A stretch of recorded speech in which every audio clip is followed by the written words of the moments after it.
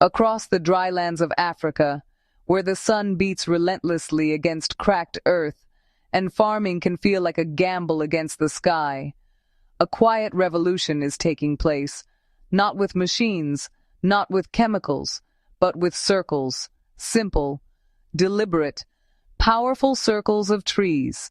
And in some regions, this method has increased crop yields by up to 400%. How? Let us step into the story. The problem: farming on the edge. In arid and semi-arid regions, including parts of Kenya, farmers face enormous challenges: unpredictable rainfall, rapid soil erosion, nutrient-depleted land, extreme heat stress.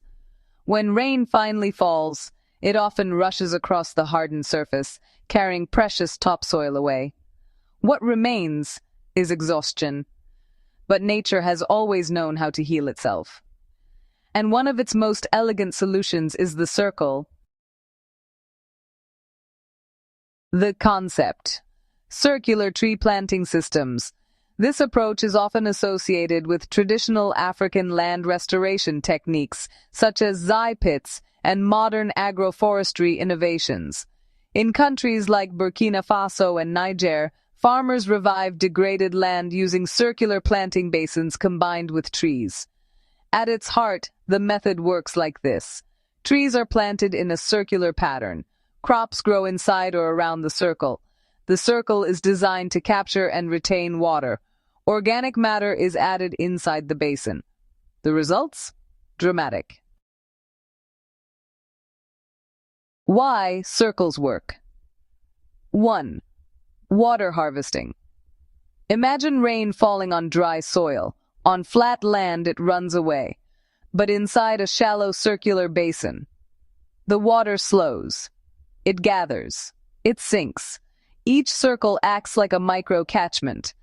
In areas receiving as little as 300 to 600 millimeters of rain annually, this simple design can double or triple water infiltration. More water in the soil means deeper root systems, longer moisture retention, less drought stress. 2. Wind protection and microclimate creation. In open drylands, wind strips moisture from soil and damages crops. A ring of trees acts as a living shield. Species commonly used include Faidherbia albida, Acacia senegal, and Moringa oleifera. These trees reduce wind speed, lower soil temperature, and increase humidity within the circle. The interior becomes a microclimate, cooler, calmer, more fertile. 3. Natural fertility boost. Take Faidherbia albida.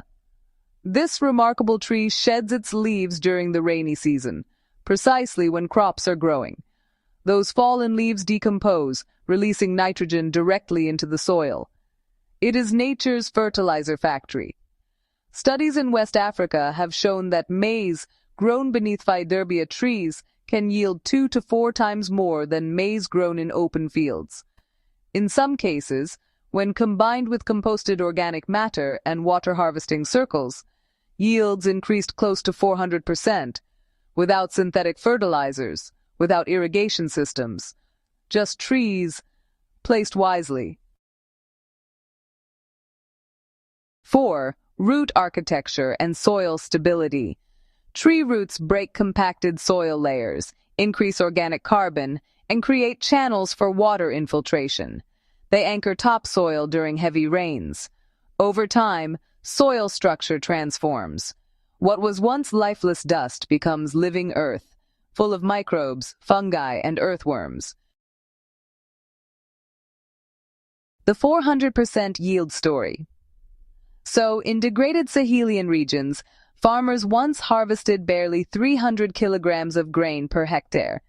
But after implementing circular zai basins, compost additions, and tree integration, yields rose to over 1,200 kilograms per hectare in some documented cases. That is a 300 to 400% increase. And this didn't come from technology imported from abroad. It came from indigenous knowledge, refined over generations. Beyond yield, let's talk about the hidden benefits. There's a biodiversity explosion. Birds return. Beneficial insects thrive. Pollinators increase. The whole system becomes resilient. And then, carbon sequestration.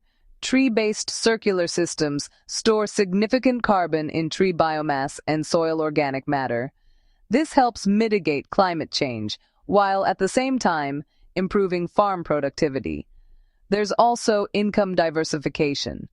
Many of the trees used provide fodder, firewood, fruit, gum arabic, and medicinal products. So farmers are no longer dependent on a single harvest. They gain, multiple income streams. So, why does this matter for Kenya? In Kenya's semi-arid counties, like Kitui, Machakos, Makueni, and even parts of Turkana, rainfall is, really unpredictable. Circular agroforestry systems could help restore degraded farmland, reduce our dependency on those costly fertilizers, and, honestly, improve food security. They also increase climate resilience, especially when we combine them with drought-tolerant crops. Let's talk about the science behind this success. Research from agroforestry institutions shows that tree-crop interactions work through things like hydraulic lift, where deep roots pull moisture upward, nutrient cycling, mycorrhizal fungal networks, and improved soil aggregation. These systems actually mimic natural savanna ecosystems, where trees and grasses coexist in a kind of symbiotic relationship. When farmers align agriculture with ecological design, nature really multiplies the effort. Now, if you're thinking about designing your own circular system, here's a basic way to start. Dig circular basins about 20 to 40 centimeters deep. Space your trees 5 to 10 meters apart in a ring. Add compost or manure inside each basin. Then, plant your crops within that moisture zone and mulch heavily. Start small. Observe. Expand. The transformation might take 2 to 3 seasons to fully reveal itself, but you'll notice the soil beginning to change almost immediately. In a world that's racing toward complexity, sometimes the most powerful solutions are actually quite simple. A circle, a tree, a basin carved into dry earth. What looks modest at first becomes extraordinary over time. Imagine 400% more food, restored soil, revived landscapes. Not by fighting nature, but by working with it. And maybe, just maybe, that's the greatest lesson of all. The future of farming may not lie in straight lines, but in circles.